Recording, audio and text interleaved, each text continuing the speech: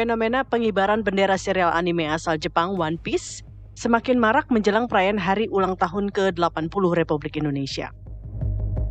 Ramai di media sosial pengibaran bendera berwarna hitam dengan gambar tengkorak bertopi jerami bersanding dengan bendera merah putih. Bendera One Piece yang viral di masyarakat merupakan bendera milik kru bajak laut topi jerami yang dipimpin karakter utama Monkey D. Luffy yang berambisi menjadi Raja Bajak Laut. Bendera Jolly Roger, topi jerami dalam cerita One Piece menjadi simbol kekuatan, kebebasan, dan persahabatan. Menanggapi hal tersebut, Wakil Ketua DPR RI, Sufmi Dasko Ahmad menilai perlu kewaspadaan terhadap potensi gerakan yang dapat mengancam persatuan dan kesatuan bangsa. Penggunaan simbol atau idiom budaya populer kerap digunakan untuk menyampaikan ekspresi atau pesan tertentu. Lantas apakah bendera ini sekedar bentuk ekspresi atau merupakan simbol yang perlu ditafsirkan untuk lebih berhati-hati? Tim TV One mengabarkan.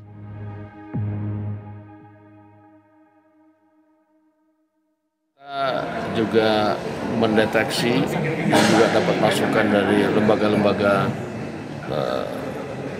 pengamanan dan intelijen.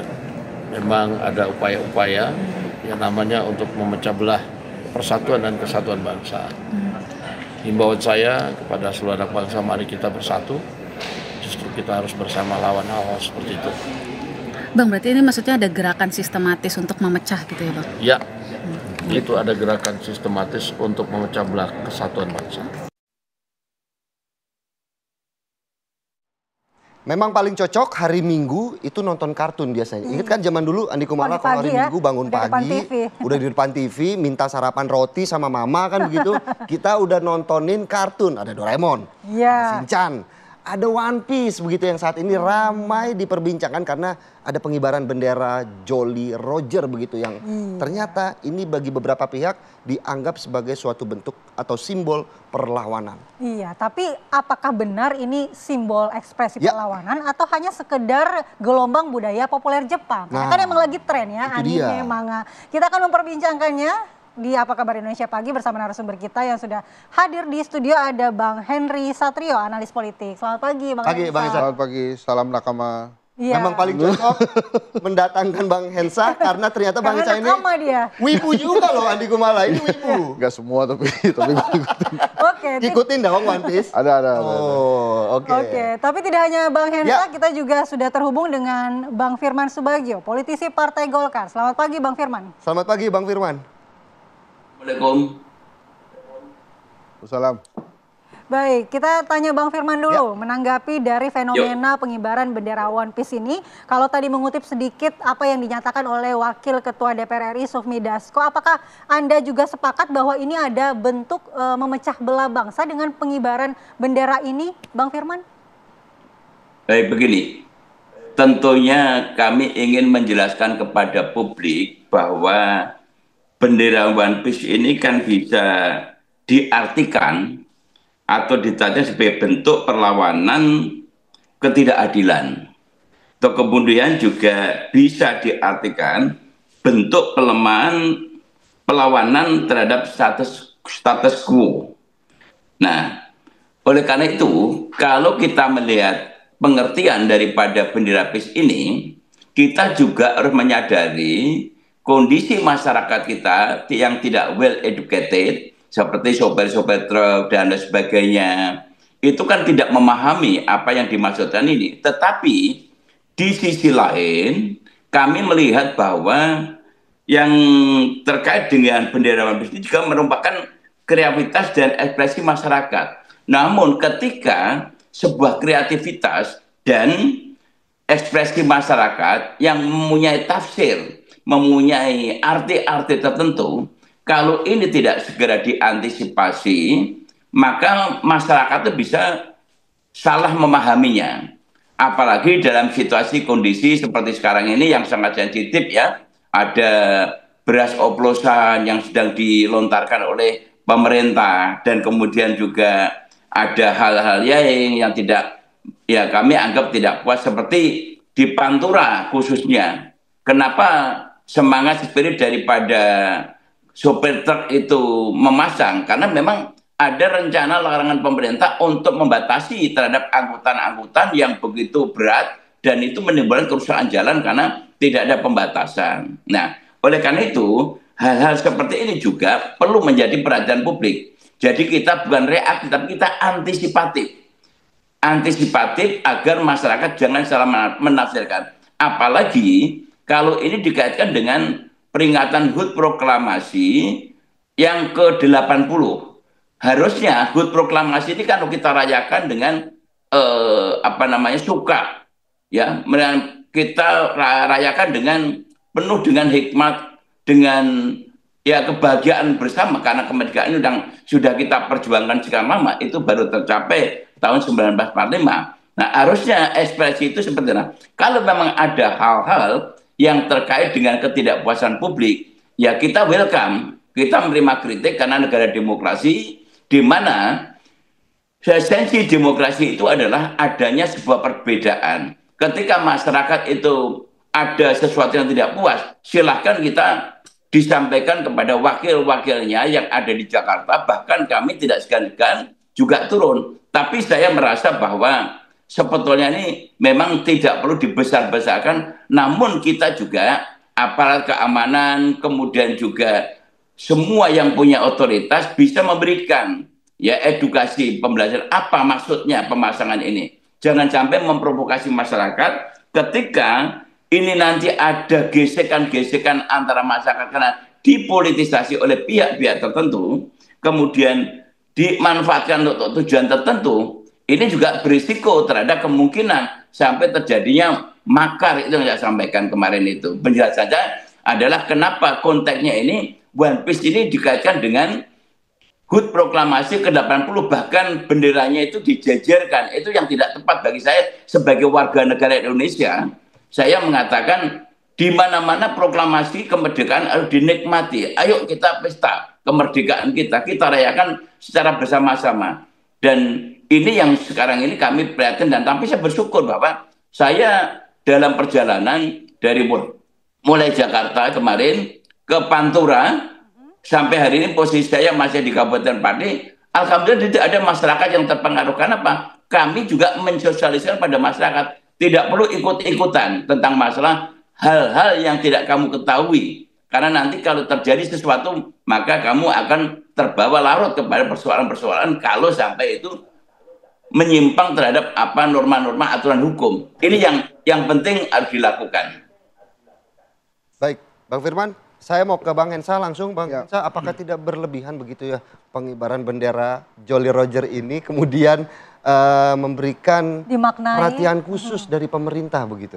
Ya, ini ada dua nih, saya mau lihat dari sisi media sosialnya, dari netizen sama teorinya. Yang media sosial dulu lah. Ya.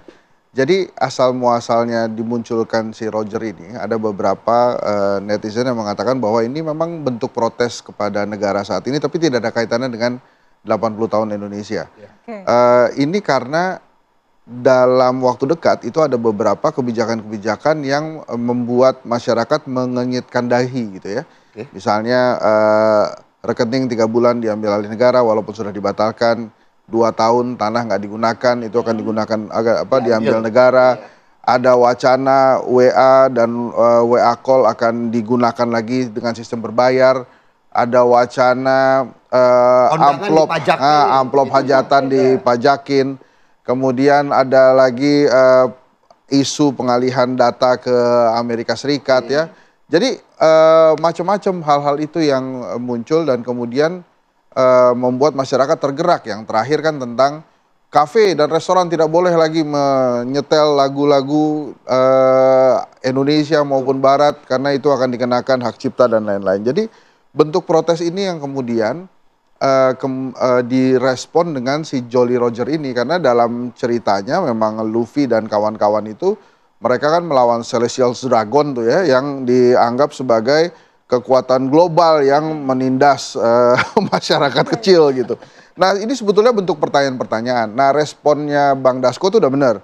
Jadi dia bilang kan awalnya dia memang jangan begitu gitu, tapi kemudian dia melanjutkan dikatakan bahwa tolong jangan dibentur-benturkan gitu. Karena ini bentuk ekspresi aja. Bahkan dia sebut keluarganya dia, di lingkarannya juga ada nakama juga gitu ya. Dan yang menarik kemudian kalau dibuka di Instagramnya Bang Dasko itu, dia luncurkan juga Kancil Persatuan Indonesia ya. Jadi ada gambar Kancil Persatuan Indonesia. Menurut saya ini bentuk bercanda tapi seriusnya Bang Dasko. Jadi kalau One Piece adalah cerita di Jepang, Indonesia juga punya nih cerita yang semua orang tahu, semua anak tahu, namanya Kancil itu. Makanya dipasang tuh logo Kancil Persatuan Indonesia.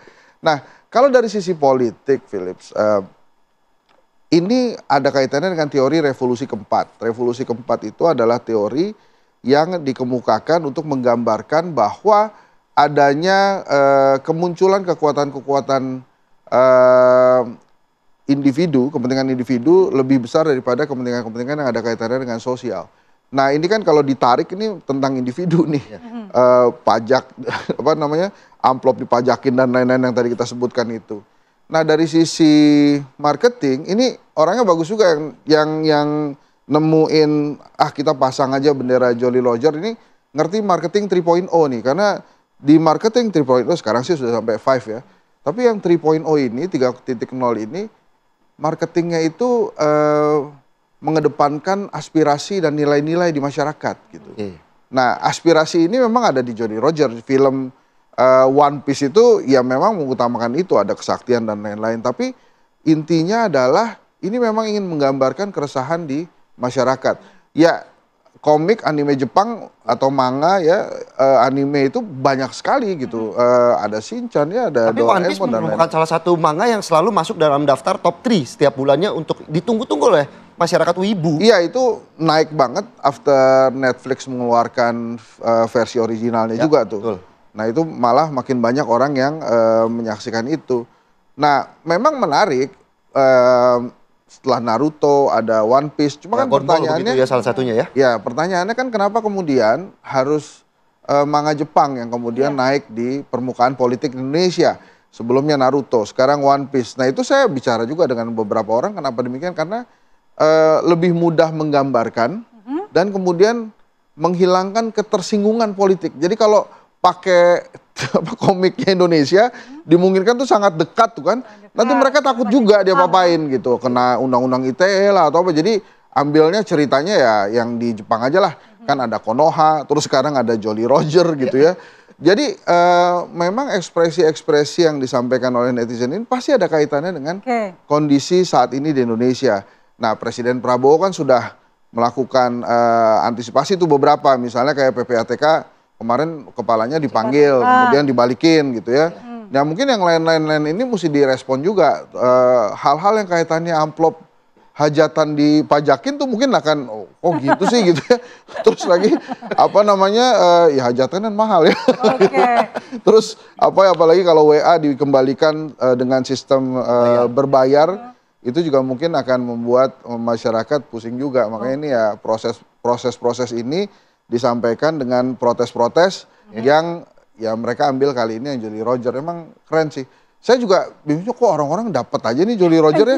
Ternyata kita cek banyak di online. Betul, jadi banyak gitu gara-gara ini. Banyak. Bahkan sampai ada di truk, di sawah, gitu. Motor tadi kita lihat. Iya. Nah yang disampaikan Bang Firman ini juga benar gitu. Jangan sampai kemudian ini seperti menciptakan arah-arahnya menuju perpecahan.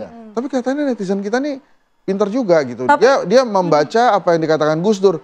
Pasang aja bendera apapun asal dibawa bendera merah putih. Karena sejauh ini kita lihat tadi di beberapa tampilan video juga sejauh ini masih di bawah bendera merah putih. Iya. Tapi berbicara kebebasan berekspresi, apakah kebebasan berekspresi dengan cara ini, dengan makna simbolik tertentu ini tidak dibolehkan? Padahal kan kalau misalnya demo boleh. Yang seperti ini seperti apa? Kita akan bahas, tapi kita jeda terlebih dahulu.